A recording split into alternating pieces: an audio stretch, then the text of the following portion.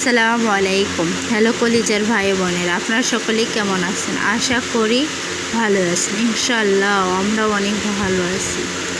আমার মেয়ে বায়না করেছে নেমাক্কা মজা খাবে, সেই জন্য আমি আজকে এক হাঁড়ি ভরে নেমাক্কা মজা বানিয়েছি।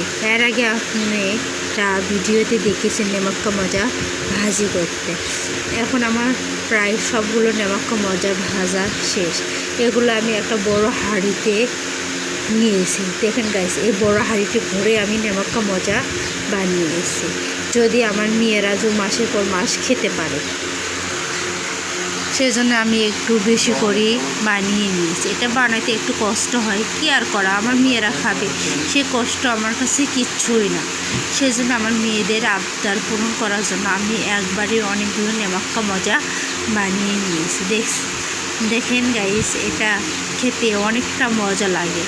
আর তো আমি তো বাসায় বেনিয়েছি, ফ্রেশ সব তেল দিয়ে, ফ্রেশ সব জিনিস দিয়ে, আর খেতেও তো অনেক ভালো লাগবে। আর দোকানেরগুলো তো পামেল তেল দিয়ে বানিয়ে থাকি, খেতেও অস্বাস্থ্যকর।